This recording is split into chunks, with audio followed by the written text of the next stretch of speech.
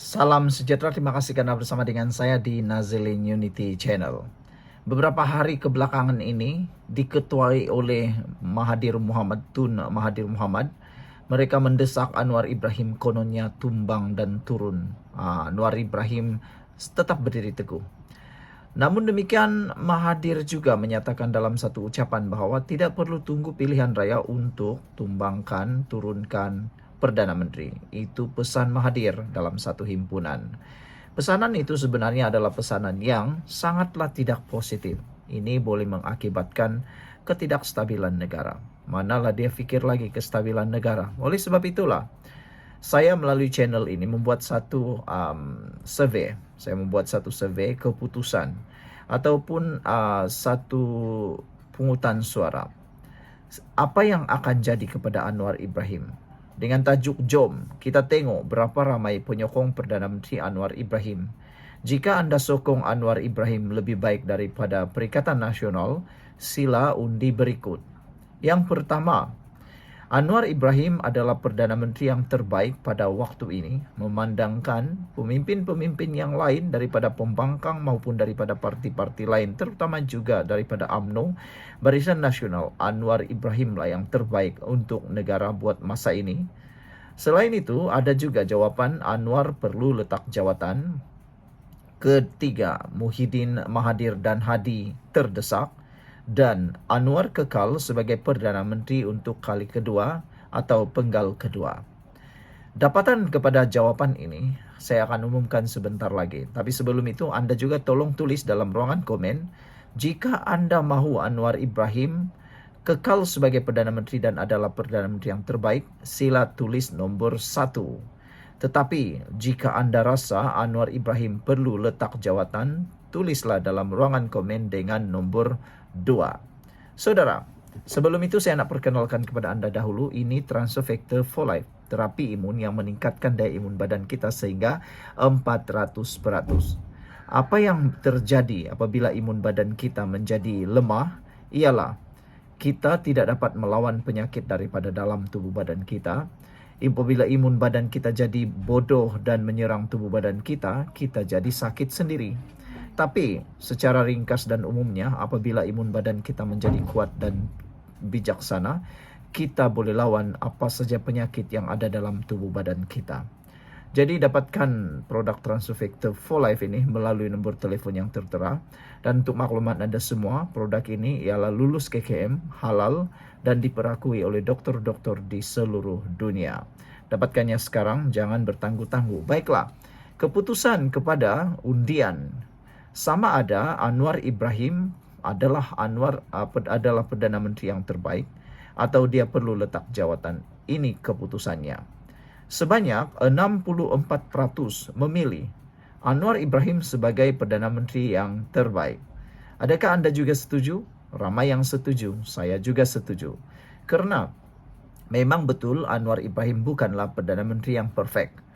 Bukan Perdana Menteri yang 100% baik dan sempurna. Dia baru jadi Perdana Menteri menghampiri 2,5 tahun atau 3 tahun. Tetapi sudah banyak perubahan yang berlaku dan kestabilan negara terus terjamin.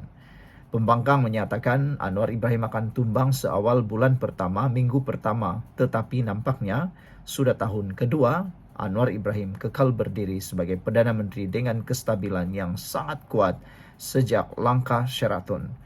Saya rasa kalau bukan Anwar Ibrahim, sudah tentu negara kita ini tidak akan stabil lagi.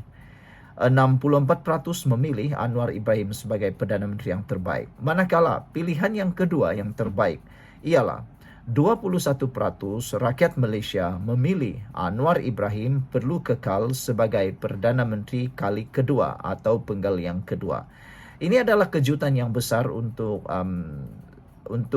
ujian ataupun untuk penilaian undian ini. Siapa sangka ada 21% yang menyokong Anwar Ibrahim kekal sebagai Perdana Menteri. Manakala undian paling rendah sekali ialah 8% mahu supaya Anwar Ibrahim letak jawatan.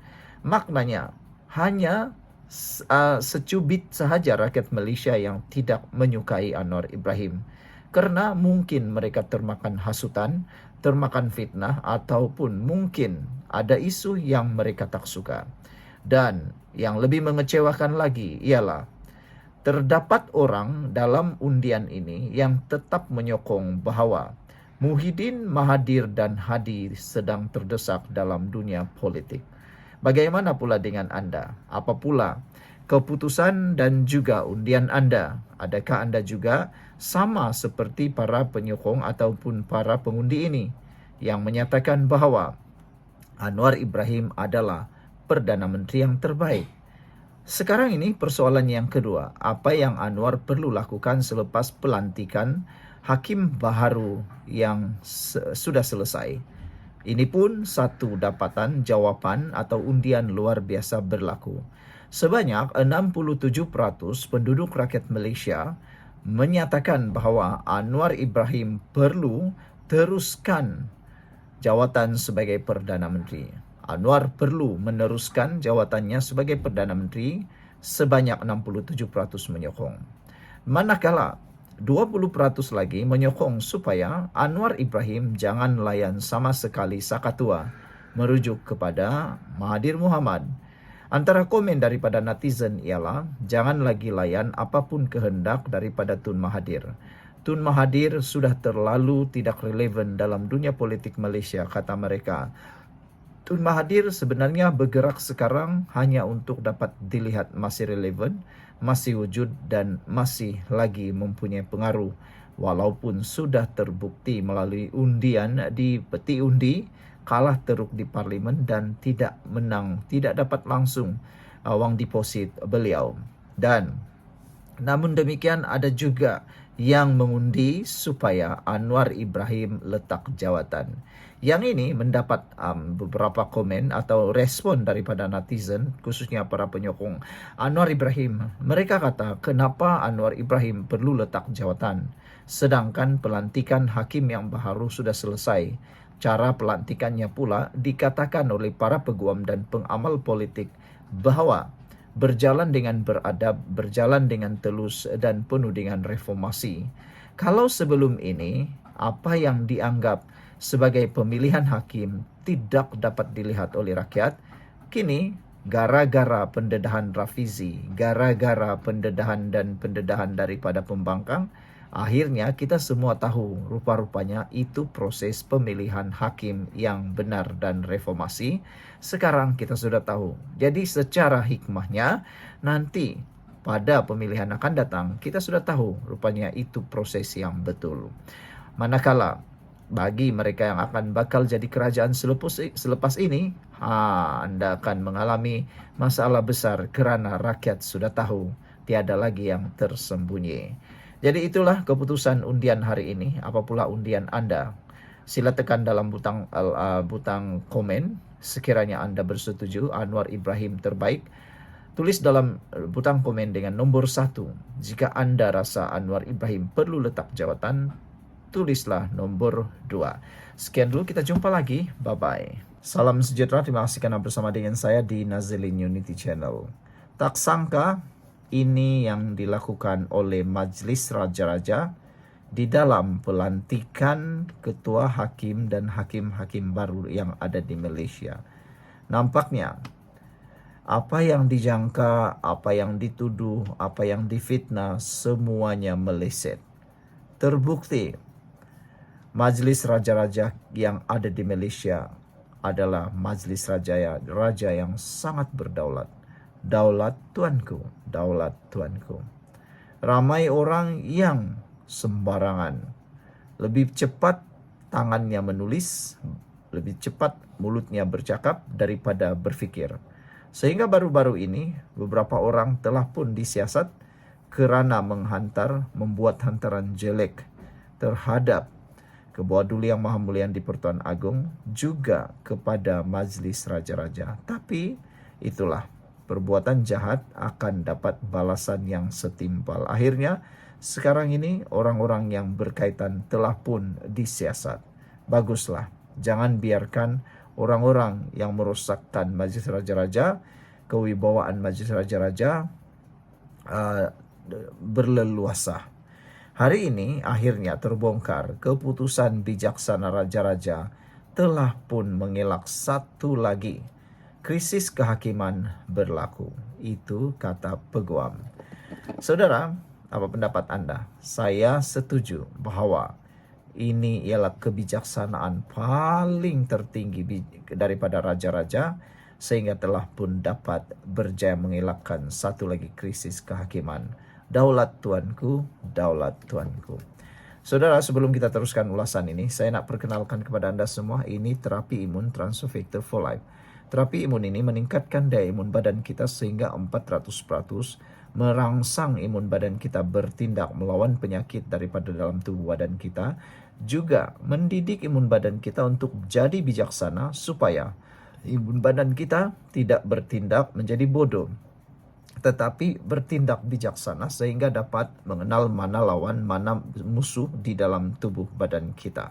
Secara umum dan ringkasnya, apabila imun badan kita lemah, apabila imun badan kita bodoh dan imun badan kita tidak bijaksana, kita tidak akan sembuh daripada sebarang jenis penyakit, termasuklah penyakit yang paling kecil sekalipun. Tapi dengan peningkatan daya imun tubuh badan kita dan imun badan kita menjadi bijaksana, apapun penyakit boleh disembuhkan dengan izin dan juga doa kita kepada Tuhan bersama dengan ikhtiar yang ada ini. Saudara mendapatkan produk Transovector for Life ini melalui nomor telefon yang tertera, juga dapatkannya dengan segera. Produk ini lulus KKM. Produk ini juga halal dan telah diperakui oleh seluruh dokter di seluruh dunia, bahkan di Malaysia. Produk ini ialah penemuan bersejarah dunia perubatan pada abad ini. Dapatkannya sekarang. Saudara, seorang peguam kanan memuji keputusan bijaksana Majlis Raja-Raja untuk melantik Hakim Mahkamah Rayuan Wan Ahmad Farid Wan Saleh sebagai Ketua Hakim Negara yang baru. Menyifatkan langkah itu menyelamatkan negara daripada satu lagi krisis kehakiman. Menurut Hanif Katri Abdullah, langkah untuk mengangkat Wan Ahmad Farid sekaligus menghalang rancangan yang didakwa oleh eksekutif untuk menaikkan hakim yang kurang pengalaman dan baru-baru ini terlibat dalam skandal campur tangan kehakiman. Saya ingin menyatakan bahawa saya sangat gembira kerana raja-raja telah menyelesaikan kekeruhan ini dan tidak membenarkan ia menjadi krisis dengan pelantikan yang betul dan bijak oleh baginda, katanya kepada Malaysia Kini. Malam tadi, pejabat Ketua Pentadbir Mahkamah Persekutuan mengumumkan pelantikan Wan Ahmad Farid sebagai Ketua Hakim Negara yang baru, menggantikan Tengku Maimun Tuan Mat yang bersara awal tahun bulan ini. Kenyataan itu turut mengesahkan dua lagi pelantikan kanan kehakiman, Hakim Mahkamah Persekutuan Abu Bakar Jais sebagai Presiden baru Mahkamah Rayuan dan Hakim Mahkamah Rayuan Aziza Nawawi sebagai Hakim Besar Sabah dan Sarawak. Pengumuman itu menamatkan skandal selama sebulan yang berpunca daripada kelewatan untuk mencalonkan pengganti Tengku Maimun.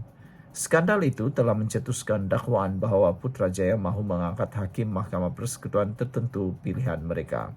Kebimbangan mengenai hakim itu diburukkan selepas minit mesyuarat Suruhanjaya Pelantikan Kehakiman JAC dari Mei dibocorkan pada hari Sabtu. Dokumen itu nampaknya menyokong dakwaan campur tangan kehakiman yang timbul bulan lalu selepas laporan polis yang dibuat bagi pihak hakim itu juga dibocorkan. Bercakap mengenai Wan Ahmad Farid, Hanif percaya orang ramai tidak sepatutnya mempersoalkan kredibiliti hakim itu berdasarkan penglibatannya dalam politik sebelum ini. Hanif menyatakan keyakinannya terhadap kesaksamaan dan keadilan hakim berdasarkan kelakuan Wan Ahmad Farid sepanjang kerjayanya dalam bidang kehakiman. Saya sudah banyak kali tampil di hadapannya dari 2015 hingga 2015-16 tahun, kata beliau. Saya buat lebih kurang 5 atau 7 kes di hadapannya, perbicaraan dan seumpamanya. Sejujurnya saya katakan ini, saya tidak pernah menemui sebarang kelakuannya, bukan sahaja keputusan tapi juga cara dia mengendalikan perbicaraan. Tiada satu pun daripadanya mempunyai kecenderungan ke arah pandangan politik, kata Hanif. Untuk rekod, Wan Ahmad Farid adalah ahli BN yang aktif sebelum menyertai Badan Kehakiman dan telah dilantik ke pelbagai jawatan termasuk sebagai Timbalan Menteri Dalam Negeri semasa pentadbiran Abdullah Badawi dan Najib Razak. Menurut Hanif, hakim itu telah membuktikan kesaksamaannya apabila dia menarik diri daripada mendengar beberapa kes yang mempunyai konflik kepentingan. Ini termasuk kes yang melibatkan Najib dan Wan MDB. Jadi jika pada masa hadapan ada mana-mana rayuan Najib atau Rosmah atau Wan MDB atau SRC timbul, bergantung kepada fakta kes, bergantung kepada perkara yang ada di hadapannya. Jika dia perlu tarik diri, saya percaya dia akan menjadi orang pertama yang berbuat demikian walaupun sebelum peguam memberitahunya, katanya. Dalam perkara itu, Hanif turut menepis kebimbangan Wan Ahmad Farid dan Azizah dinaikkan pangkat daripada Mahkamah Rayuan yang bermakna mereka meminta hakim kanan lain di Mahkamah Persekutuan terpulang kepada raja untuk membuat keputusan. Kata Hanif, selagi tiada seorang pun daripada mereka mempunyai soal integriti, maka ia tidak menjadi persoalan sama sekali kepada saya, katanya. Dia mendakwa bahawa kebanyakan hakim kanan hari ini telah memulakan perkhidmatan mereka pada masa yang sama, bermakna mereka mempunyai bilangan tahun pengalaman yang sama. Sementara itu, peguam aktivis New Scene U berkongsi sentimen yang sama mengenai pelantikan tertinggi kehakiman, mengatakan mereka adalah hakim yang baik. Bagaimanapun dia menegaskan bahawa pelantikan itu sendiri tidak menyelesaikan masalah sedia ada yang membolehkan eksekutif campur tangan dalam pelantikan kehakiman, kata beliau lagi. Saya ingin mengatakan bahawa mengisi kekosongan tidak menyelesaikan garis kesalahan sedia ada yang membenarkan campur tangan dalam bidang kehakiman, kata beliau. Sekian untuk kali ini. Jangan lupa tinggalkan komen anda, tekan butang subscribe. Bye-bye.